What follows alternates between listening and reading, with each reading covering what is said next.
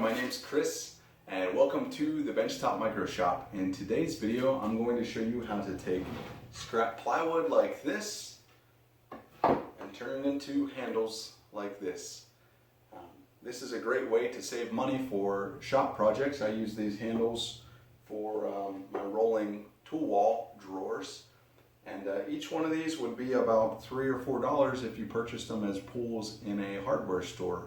But so I saved myself about $40 in drawer pulls by making them myself. Stick around for the whole video and you'll see a couple little tiny tips of how I designed these and laid them out, and just how I use my shop.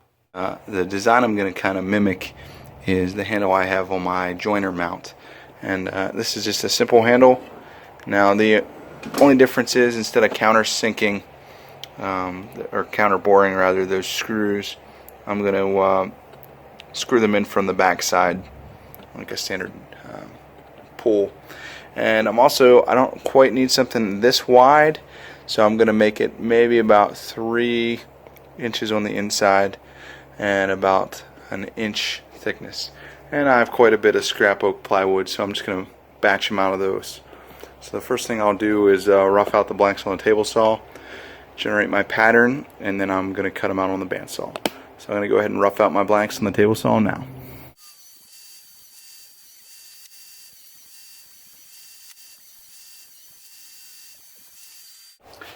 So now that I have all the pieces ripped to 2.5 inches, I'm going to go ahead and cut them to length. I'll do that on my crosscut sled with a stop block so I can set it up for repeatable cuts. I'm going to go ahead and do that now. Now it might be a little bit difficult to see on camera, but I actually marked graduations along the inside of my fence, and this is a T-slot that was cut with a T router bit from Rockler. It just fits a standard 1/4-20 bolt, but you want to make sure that you get a smooth shank at the top, or it's going to ride in the track. So the length I've determined to cut, I'm going to cut these to, is 5.5 inches. That'll give me a nice 3-inch width for my handhold with enough room for the radius and the depth. Now I can simply square up one end, line my workpiece up to the stop block, and run it through and repeat. I'm going to go ahead and cut each one of these to length now.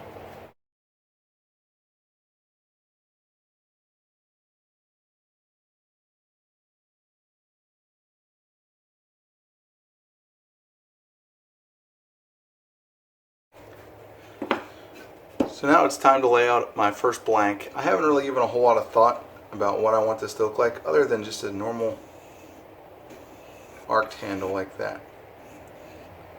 I have a 1-inch scrap of wood, and I think 1 inch will be a nice width for the handle.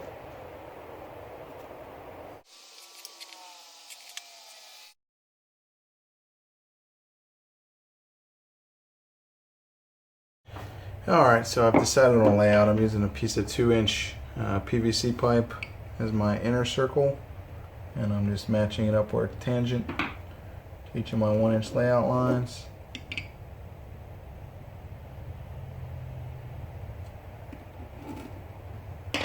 And then a can of polyurethane, which is approximately 4 inches in diameter.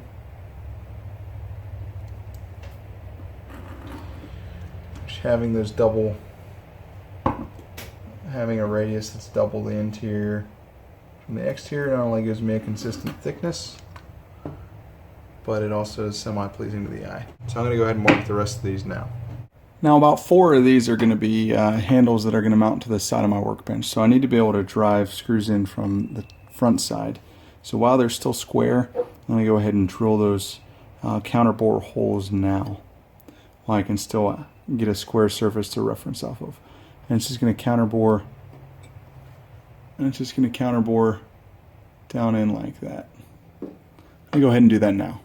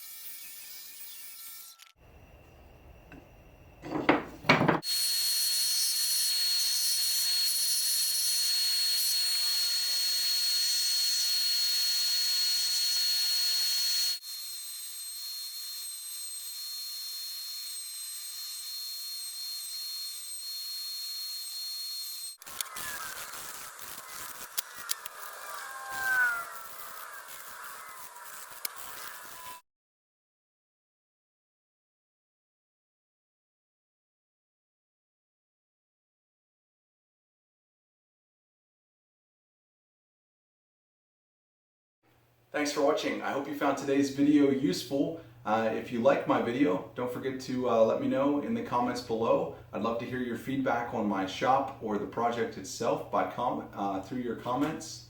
If you're not already subscribed and you liked my video, please hit subscribe and help me grow this number. I really appreciate all of you that are subscribed, and keep coming back for more videos. Thanks for watching.